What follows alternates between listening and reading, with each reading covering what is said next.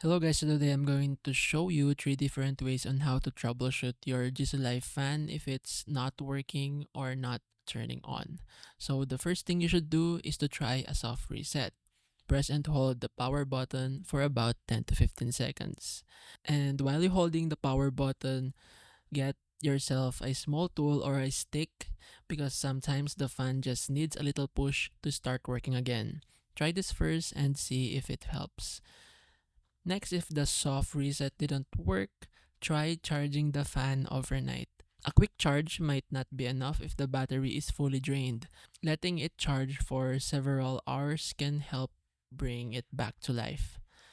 Another thing you can do is to try leaving the fan alone for a few hours.